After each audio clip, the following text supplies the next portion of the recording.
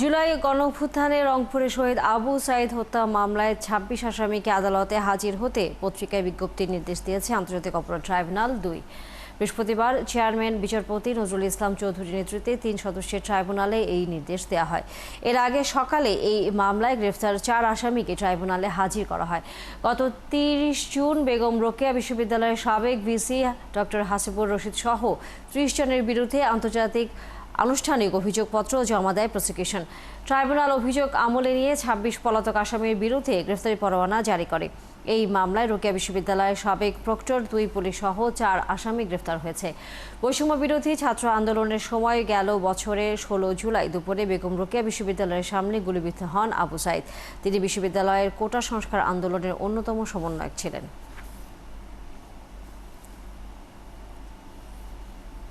দর্শক, ট্রাইব্যুনালে আছে সহকর্মী সৈকত সাদিক, আমরা যুক্ত হচ্ছি তার সাথে।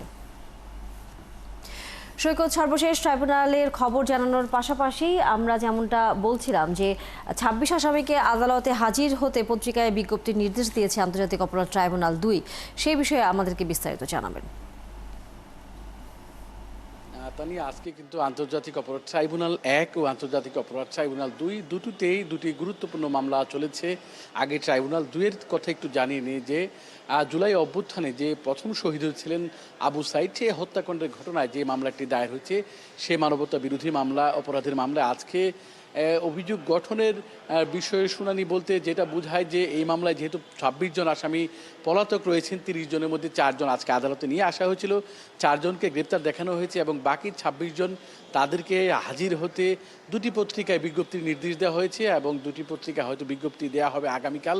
এবং এই ২৬ জনের ব্যাপারে যে পরবর্তী শুনানির দিন সেটা ২২ জুলাই সেটা নির্ধারণ করা হয়েছে। আর ট্রাইব্যুনাল ১-এ যে গুরুত্বপূর্ণ মামলাটি জুলাই গণঅভ্যুত্থানে যার নির্দেশনায় সারা বাংলাদেশে এই জুলাই ৩৬ দিনের টানা জুলাই গণঅভ্যুত্থানে ১৪০০ মানুষ হত্যা হয়েছিল, সেই ঘটনায় যে মামলাটি দায়ের হয়েছে শেখ হাসিনা, সাবেক প্রধানমন্ত্রী শেখ হাসিনা, সাবেক স্বরাষ্ট্রমন্ত্রী আসাদুজ্জামান খান কামাল ও সাবেক আইজিপি যখন অভিযোগ গঠন হয়, অভিযোগ গঠনের আদেশ দেওয়া হয়, তখন একমাত্র আসামি যিনি কারাগারে ছিলেন সাবেক আইজিপি চৌধুরী আবদুল আল মামুন, তাকেও কাঠগড়ায় হাজির করা হয় এবং অভিযোগ গঠনের শেষ পর্যায়ে তিনি তার নিজের দোষ সেটা স্বীকার করেন এবং তিনি বলেন যে জুলাই গণঅভ্যুত্থানে কী ঘটনা হয়েছিল সেটা তিনি উন্মোচন করতে চান এবং এই মামলায় তিনি রাজসাক্ষী হওয়ার কথা রাজি হয়েছেন।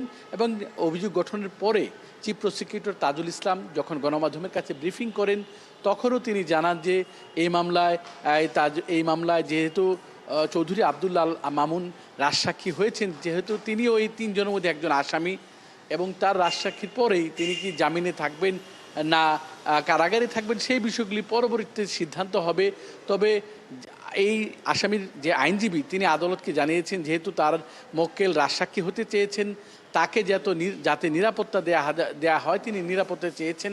এবং আজকে ৫টি সুনির্দিষ্ট অভিযোগের ভিত্তিতেই কিন্তু শেখ হাসিনা, চৌধুরী আবদুল্লাহ মামুন এবং আসাদুজ্জামান খান কামালের বিরুদ্ধে এই অভিযোগ গঠন করা হলো এবং পরবর্তীতে আগামী ৩ আগস্ট এই সূচনা বক্তব্য উপস্থাপন করা হবে। যেহেতু আজকে অভিযোগ গঠন হয়ে গেছে, মানে এই মামলার বিচার কাজের আনুষ্ঠানিকতা শুরু হয়েছে এবং ৩ আগস্ট সূচনা বক্তব্য শুরু হবে এবং ৪ আগস্ট সাক্ষী গ্রহণের দিন ধার্য হয়েছে। যেহেতু এই মামলায় আমরা যতদূর জেনেছি সাক্ষী মাহমুদুর রহমান তিনি প্রথম দিন সাক্ষী দিতে পারেন এমনটাই আমরা জেনেছি। ধন্যবাদ সৈকত সাদিক, নিশ্চয়ই আমরা ফিরবো আবার।